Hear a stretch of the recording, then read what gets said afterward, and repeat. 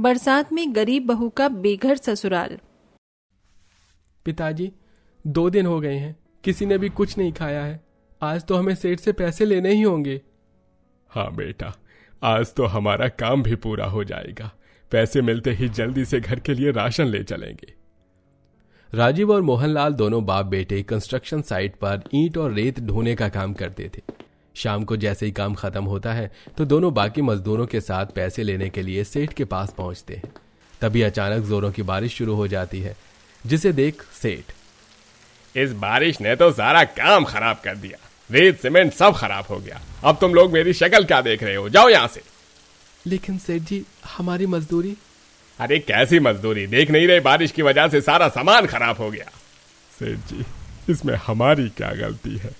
आप हमारी तो मेहनत के पैसे दीजिए। तो अब तू मुझसे जुबान चलाएगा? निकल यहाँ से, और कल से काम पर आने की कोई जरूरत नहीं है।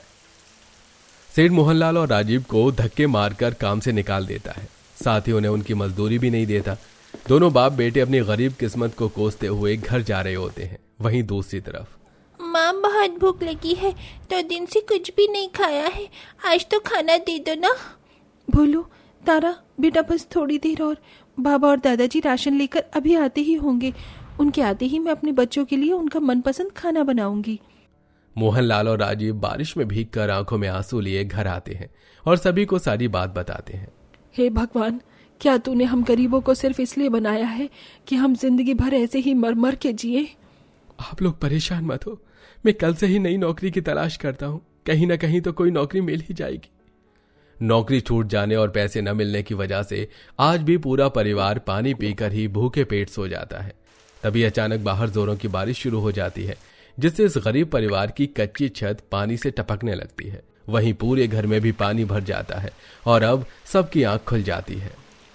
माँ, हमारे घर में तो सुनामी आ गई, अब हम क्या करें? बच्चों, तुम दोनों जल्दी से इस खाट पर चढ़ जाओ। अब सारा परिवार छत से टपक रहे पानी के नीचे जगह जगह बर्तन लगा देता है। वहीं रात भर घर से पानी बाहर निकालने में लग जाता है। सुबह जैसे ही बारिश रुकती है तो राजीव छत पर चढ़कर पूरी छत पर एक पन्नी बिछा देता है। मैंने छत पर अच्छे से पन्नी बिछा दी है, अब कितनी भी बारिश हो घर की छत नहीं टपकेगी।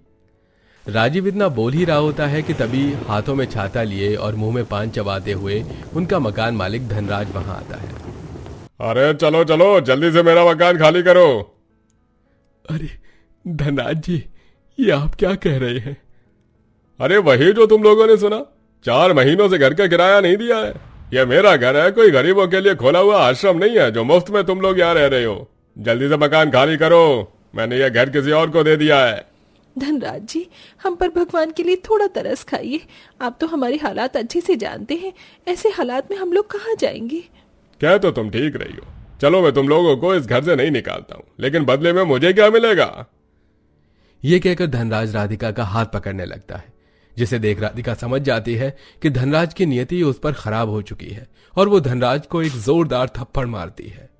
तेरी इतनी हिम्मत कि तूने मुझ पर हाथ उठाया? हाँ, अब तो तुम लोग इस घर में 1 मिनट के लिए भी नहीं रहोगे। धनराज सारे परिवार को धक्के मारकर उससे बाहर निकाल देता है और पूरा परिवार बेघर होकर बारिश में भीगने लगता है। आप सब लोग मुझे माफ कर दीजिए, मेरी वजह से आज आप सब लोग बेघर हो गए। ऐसे जिल्लत भरे घर में रहने से अच्छा है कि हम लोग इज्जत के साथ बेघर हो जाए। बहू, तेरी इज्जत से बढ़कर हमारे लिए कुछ नहीं हो सकता। बेघर होने की वजह से अब सारा परिवार बारिश में भीगते सड़कों पर भटकता है, लेकिन कहीं पर भी उन्हें सिर छुपाने की रत्ती भर जगह नहीं मिलती। अरे 4 घंटे हो गए इस बारिश में भीगते हुए, लेकिन कहीं पर भी कोई ठिकाना नहीं मिल रहा। कहाँ जाए हम लोग? पिताजी, वो देखिए, हम उस बरगद के पेड़ के नीचे चलते हैं। जब तक बारिश नहीं रुक जाती तब तक वहीं बैठ जाते हैं, कम से कम इस बारिश से तो बचेंगे। बारिश से बचने के लिए पूरा परिवार उस बड़े से बरगद के पेड़ के नीचे जाकर बैठ जाता है। तभी इतनी तेज बारिश में भीगने की वजह से तारा और भोलू की तबीयत खराब हो जाती है। अच्छा, माँ, बहुत ठंड लग रही है और सर भी दर्द हो रहा है। हे भगवान, इन दोनों का शरीर तो गर्म तवे की तरह तप रहा है, अब मैं क्या करूं? अपने दोनों बच्चों की ऐसी हालत देख तारा उन्हें अपने सीने से लगाकर बैठ जाती है, जैसे तैसे करके कुछ घंटे के बाद बारिश रुकती है।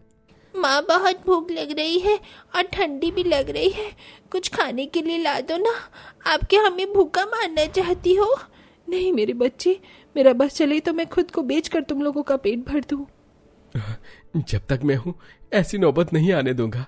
आप सब लोग बच्चों का ख्याल रखना, मैं अभी आता हूं। राजीव सड़कों पर घूम रहे लोगों और दुकान वालों से पैसे और खाने की भीख मांगता है, लेकिन कोई भी उस लाचार की मदद नहीं करता, जिसके चलते राजीव हाथों में निराशा लिए वापस अपने परिवार की तरफ आ रहा होता है। तभी उसे कूड़ेदान के पास 2 बड़े पाइपलाइन दिखाई पड़ते हैं और वहीं पर घास में पड़ा लोगों का कुछ झूठा खाना, जिसे देख राजीव जल्दी से उस खाने को उठा लेता है और अपने परिवार के पास ले आता है। और अब सभी लोग 2-2 निवाले खाकर अपना आधा अधूरा पेट भर लेते हैं। पेट तो हमने जैसे तैसे करके भर लिया, लेकिन अब हम लोग कहाँ जाएंगे? आसपास तो हमारा कोई रिश्तेदार भी नहीं है और ना ही इतने पैसे हैं कि हम लोग एक किराए का मकान ले सकें। मैं जहाँ से ये खाना लेकर आया हूँ उसी के पास एक कूड़ेदान है। वहाँ पर 2 बड़े पाइपलाइन बने हुए हैं। जब तक ये बारिश का मौसम रुक नहीं जाता और मुझे कहीं नौकरी नहीं मिल जाती, तब तक हम लोग वो सिर छुपाने के लिए अच्छी जगह है, हम वहीं चलते हैं। राजीव की बात सुन सारा परिवार उसके साथ उस कूड़ेदान की तरफ जाता है और वहां पर बने 2 बड़े बड़े पाइपलाइन में रहने लगता है। हम लोग यहाँ क्यों रह रहे हैं? क्या अब यही हमारा घर है? पता नहीं बेटा, भगवान हमसे क्या चाहता है। हर कदम पर उसने हमारे लिए नई मुसीबतें खड़ी कर दी है। बारिश के मौसम में 2 से 3 दिन पूरा परिवार उस पाइपलाइन में रहता है। तभी एक दिन 2 पुलिस वाले आते हैं और पूरे परिवार पर लाठीचार्ज करना शुरू कर देते हैं। अरे अरे रुक जाइए साहब, क्यों मार रहे हैं? आप हमें क्यों मार रहे हैं? क्या कसूर है हमारा? ये सरकारी पाइपलाइन है ना कि तुम लोगों की, जो यहाँ पर डेरा जमा कर बैठे हुए हो? निकलो यहाँ से। साहब थोड़ा रहम करिए हम पर। बाहर कितनी तेज बारिश हो रही है, ऐसी बारिश में हम इन बच्चों को लेकर कहाँ जाएंगे? अरे जब बच्चे पालने की हैसियत नहीं है तो पैदा ही क्यों करते हो? अब निकल रहे हो यहाँ से या और मारे तुम्हें? पुलिस वालों की बात सुन पूरा परिवार बारिश में भीगते हुए उस पाइपलाइन से निकल जाता है और फिर से एक बार दर दर भटकने लगता है। तभी अचानक बारिश इतनी तेज हो जाती है कि सबके घुटनों तक पानी भर जाता है। माँ देखो ना कैसे पानी बढ़ रहा है, लगता है हम सब लोग डूबने वाले हैं। हम सब लोग क्या करें, कहाँ जाए? अब तो हमारे पास कोई ठिकाना भी नहीं है। माँ, जैसे तैसे करके हमें इस जगह से बाहर निकलना होगा। पास में ही थोड़ी दूरी पर एक शहर है, हम लोगों को वहाँ जाना होगा। मोहनलाल और राजीव दोनों बच्चों को अपने कंधे पर बिठा लेते हैं और अब सारा परिवार तेज बारिश से बचते हुए आगे बढ़ने लगता है। तभी अचानक अंबाला के पैर में कुछ चुभता है, जिससे उसके पैर से काफी खून निकलने लगता है। आह मेरा पैर, आह! क्या हुआ माँ जी, अब ठीक तो है ना? लगता है सड़क पर कोई कांच का टुकड़ा पड़ा हुआ था, उसी से ही मेरा पैर कट गया। बस थोड़ी देर और माँ जी, हम बस यहाँ से निकल जाए, फिर सब कुछ ठीक हो जाएगा। सारा परिवार फिर से एक बार और अपने आप को संभालते हुए पानी में आगे बढ़ने लगता है। तभी अचानक राजीव के कंधों पर बैठी उसकी 5 साल की बेटी तारा बेहोश हो जाती है। हे भगवान, तारा मेरी बच्ची, क्या हुआ तुझे?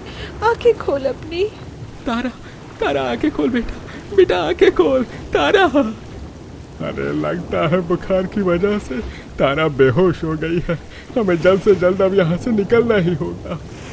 सारा परिवार कई घंटे तक उस बारिश और गहरे पानी में चलता रहता है और आखिरकार वो लोग एक दूसरे शहर में पहुंच जाते हैं, जहां जाते ही बारिश बिल्कुल ना के बराबर होती है और सड़कों पर पानी भी नहीं होता।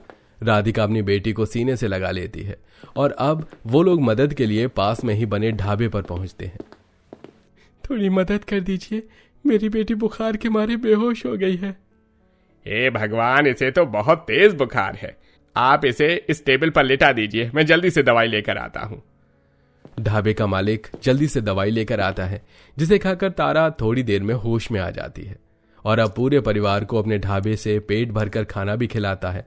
जिसके बाद पूरा परिवार ढाबे में मालिक को अपनी दुख भरी सारी कहानी बताता है, जिसे सुनकर अरे जो आपके साथ हुआ भगवान किसी दुश्मन के साथ भी ना करे। अगर आप लोग चाहें तो मेरा एक छोटा सा मकान है, काफी समय से खाली है, आप लोग वहां पर रह सकते हैं। आपका बहुत बहुत शुक्रिया, आप तो हमारे लिए भगवान हैं। ढाबे का मालिक सारे परिवार को रहने के लिए अपना एक छोटा सा घर दे देता है। वहीं अब राजीव और मोहनलाल को उस नई शहर में एक अच्छी नौकरी भी मिल जाती है, जिसे करके वो अपने परिवार का गुजारा चलाते हैं और सिर्फ कुछ ही महीनों में इतने पैसे जोड़ लेते हैं कि अब वो अपने परिवार के लिए एक पक्का और अच्छा मकान बनवाते हैं, जिससे अब जब भी बारिश का मौसम आता तो ना ही तो उस परिवार की छत टपकती और ना ही उन्हें दर दर भटकना पड़ता। आखिरकार जीवन में इतना संघर्ष करने के बाद इस पूरे परिवार की जिंदगी में भी खुशहाली आ गई थी।